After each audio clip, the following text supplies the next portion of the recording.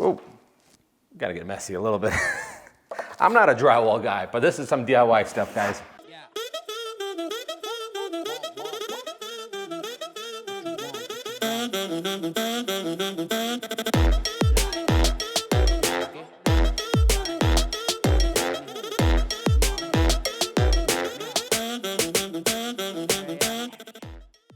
But first, let's talk about the sponsors of today's video, Ariat. You guys know I've been a huge fan of Ariat way before they're sponsor of this channel. I've worn their stuff for years, and now I have the privilege of wearing their workwear for all these home improvement projects. Big fan. Hot summer days are out, so we're in the garage, we're in the house, we're outside. I'm wearing their Ariat M4 Durstretch canvas shorts. They're awesome. They are triple needle stitch for the added support. They have utility pockets, pen slot, carabiner loop. They have 1% spandex in there. They're extremely comfortable and they don't look like dad shorts. That's the most important part to me. The Hall of Famers, guys, look at these boots. I've put them through the ringer. I can't tell you how many projects I've had and done with these rebar 6-inch wedge boots. They are a composite toe, slip resistant. They are comfortable, they're waterproof. I've been on roofs, I've been in snow, I've done plumbing, I've done flooring. I can't tell you how many things I've done with them, and they have been faithful to the very end. Love their product. Go find yourself, check out the link in the description, all the products that I've favored and I really have and wear every single day, including like their Heritage Edition shirts. Use my link in the description, get 10% off your first order today. Now, without wasting any more time, let's get back into this video. Let's go. All right, so welcome back for another episode. Now we're in a different room, we're out of the kitchen. Here's the long promised wall that a lot of people are against, because typically, I mean, everybody takes down walls, but nobody puts up walls. We're gonna do that here. So we're gonna put a wall all the way up. These are 14 tall ceilings. We're gonna have a 7-foot opening with an 8-foot tall door. Nice and big, 2 big sliding barn doors. So that will actually allow for us to have its own designated media room or rec room, all that stuff. We're gonna insulate everything. It's just gonna be a perfect bonus room. So the first thing we're gonna do is start cutting our flooring out, notching our drywall, and start doing our framing. Let's get to work. I need to find out which way these trusses are going. Bingo. They're going in the direction we want. You're saying that we don't have to notch out drywall when it's non-load bearing? But I found for non-load bearing walls, so as long as you build a solid frame and connect it well, once it's installed, it won't crush the drywall, and I don't think you need to. You know, it'd be quicker if I just use a circular saw. I was wondering. Yeah, I'm gonna use a circular saw. What am I doing? I'm gonna do the corners though.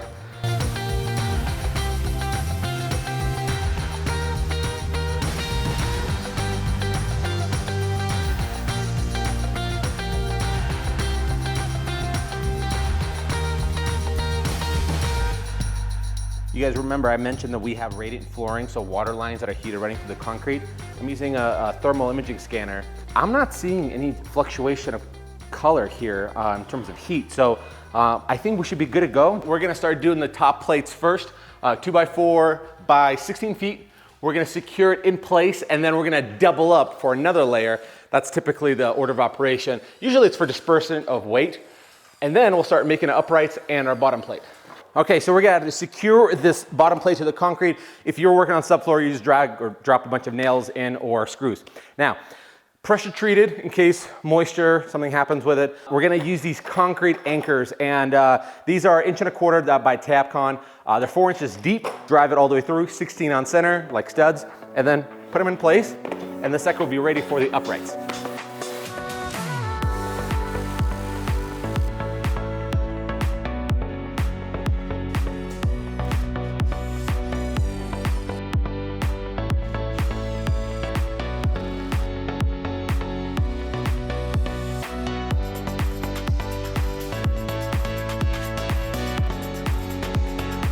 I'm making the header. For the header, we're gonna sandwich 2 2x12s, plenty of load to carry. Here they are. Now, here's a kicker. Dimensional lumber, we call it a 2x12, but it's really 1.5. When you stack 1.5 and 1.5 together, it makes what? 3, doing simple math today. The problem is these studs are 3.5, so we're missing an extra 1/2 inch. The way to counter that is when you typically build a header, you put something between it. It's just a spacing thing, not a structural thing. So you can use little scrap pieces of 1/2 inch wood that you have, or you can take a piece of OSB, plywood, or whatever you got, put it over, screw it all together, sandwich it. You got a nice, strong, well, actually we forgot to say, bada bing, bada boom, we got a nice, strong header.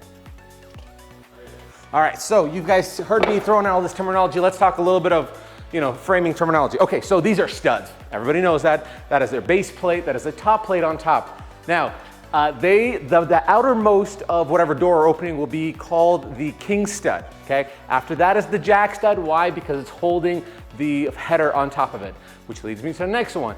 The portion over it that disperses the pressure from the top. In school they teach you in an earthquake, go underneath the cover. Well, it's the header right there. That's the header. Now, the last part is the studs that go up here vertically. They're called cripple studs. And why they're called cripple, I don't know, but it's all part of dispersing that energy. So what we're doing is we're adding blocking to this. With the 14-foot span here, unless we add some blocking in there, we don't want that wiggle. So we're just pinching these in here, make them nice and tight.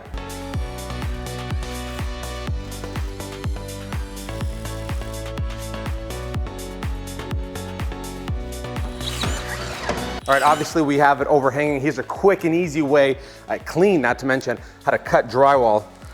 Come on. All right, take two. Here we go, let's do this. Nice quick sear. And on this side, you're gonna cut the film that's on this side real quick. And there you go, a nice, perfect cut.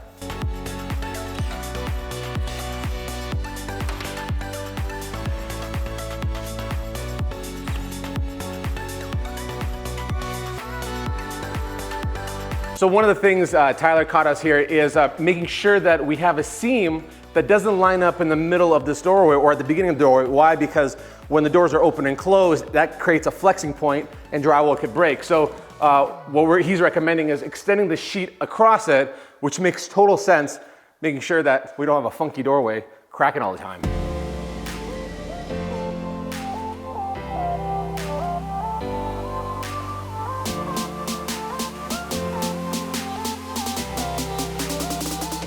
Just a reminder for a couple of tools. You really don't need a lot. In fact, I'm using this as a drywall screw gun. What it does is you press the button and then it doesn't drive it until you press it into the wall, and it has a stop gauge so you don't overdrive them. It's just a speed thing. You could totally do so with a regular drill, but you have to use the special drywall screws.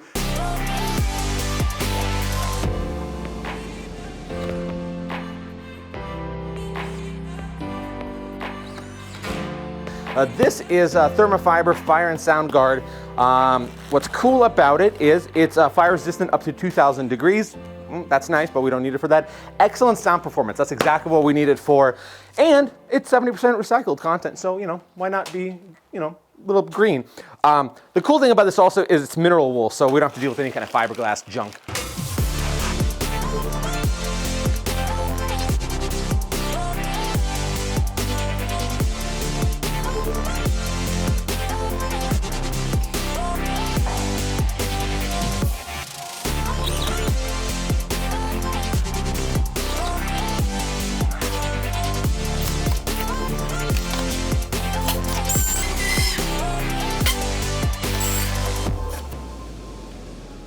Now that the drywall is up over there, we have to make sure we cover this window, which I don't know why back in the day they would have these fake windows, but nonetheless, we're gonna make this own room. So to save you all the hassles, because it's the same stuff, let's do demo, and just like that, covered her up.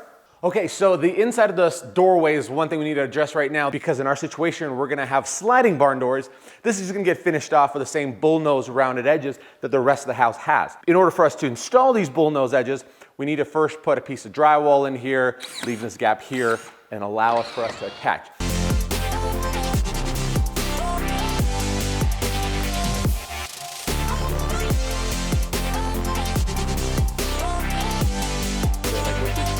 All right, so let's talk about these seams and how we're gonna handle them. So we're using a joint compound. It's usually about 20 bucks or so like that. I got a little trowel here. This is a jointing knife. It all depends on the width of them. So it's a multi-step process. I'll show you. So here's how I approach this. Grab a bit, throw it in here, come at the side here, and we're gonna spread it all out. Now that we got our first layer on, we're gonna use our joint tape right in the middle. And then we're gonna use the same taping knife and squeeze all the joint compound out and pressing the tape in at the same time, covering all these screw holes.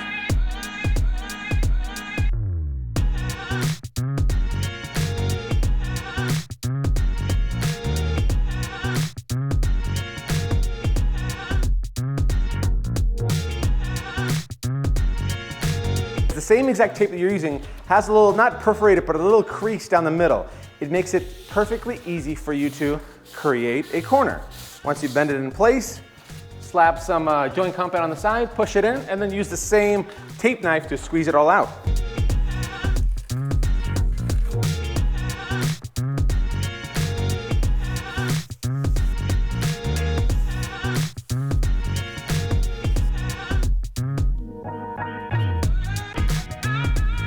Now, I'm not saying I'm scared of heights. I just don't like them. And I don't know, a lot of it has to do with knowing too many people who've fallen off the ladder. So I don't enjoy being up here 14 feet up in the air. I'm a ground level guy. I'm a leveled guy. I'm a down to earth kind of guy. I guess that's what I'm going with. We did the taping, now we have to float it. And you float it with typically the next size up of drywall trowel. So you have the 4-inch that we did here. Now the next we're gonna go with like an 8-incher.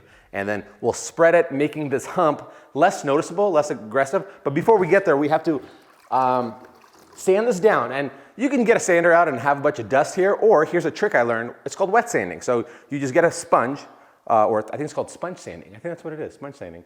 You get a sponge, you get it wet, and then you just kind of wash it over. And what it does is it dilutes the old mud enough to be less abrasive. Just like that. And we're not taking any tape down, so which is great. We're gonna finish this all off and then we'll start floating this thing. All right, so now we're gonna start floating it. This is the trowel that I'm gonna be using. This is hot mud, which means that it could solidify within like 5-10 minutes. Get the consistency of like runny ketchup. And then what we're gonna do is basically create a wider fan than that to blend things in. Oh, gotta get messy a little bit. I'm not a drywall guy, but this is some DIY stuff, guys.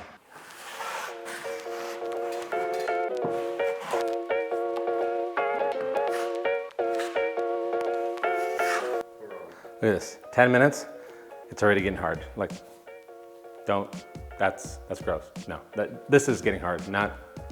Learn my lesson, don't use hot mud for doing this in a long process. It's kind of used for patching stuff. You know, somebody put a hole through the wall, you can do it all in one day. Now, so I did go and buy regular old joint compound and I thinned it out in water, mix it up so it's nice and, you know, shaky or gelatinous, I guess. Keep in mind, when these rounded over corner radiuses, there's a divot in there. And what that's made for is for you to needing to float this as well.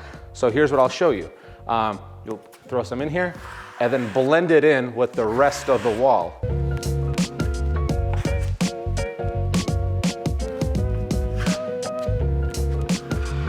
Day 1, we got the tape. Day 2, we have the float. Day 3, we're gonna sand it, and then we're gonna really kind of assess if we're gonna need to have a third float. Sometimes you can get away with just only those 2 steps, as long as you don't have any crazy transitions.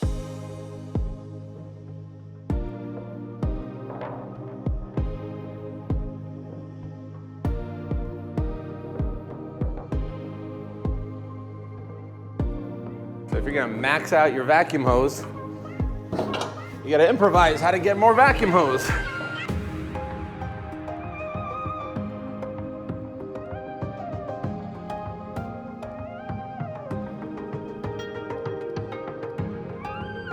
I've always wanted to get one of these. This is called the hopper, and what it is basically just a paint spraying style gun that hooks up to an air compressor, a really tiny one. We have one outside from like Harbor Freight.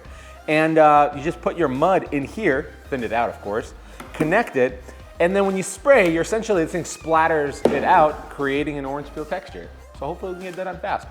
I got this for like 50 bucks on Facebook Marketplace.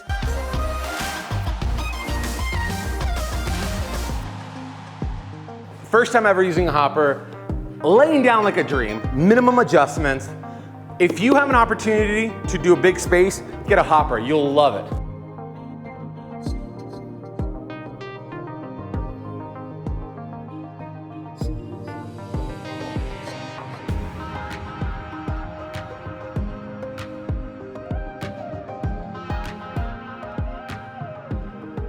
It's floated perfectly, it's textured great. You never really know if you had too much or too little texture until it actually dries. I feel comfortable with this. Now we're gonna paint and primer. Primer is important because then it blocks the paint from getting absorbed too far into it. We'll put a coat of primer, we'll throw some paint on there, and this puppy will be ready to go.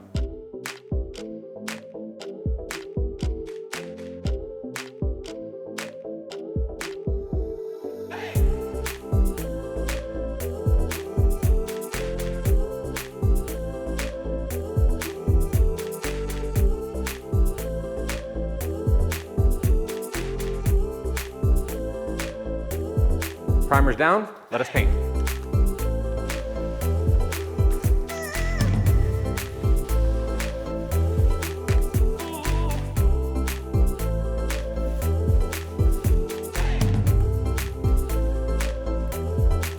All right, paint's dry. We are gonna go ahead and wrap this up and put some baseboards on.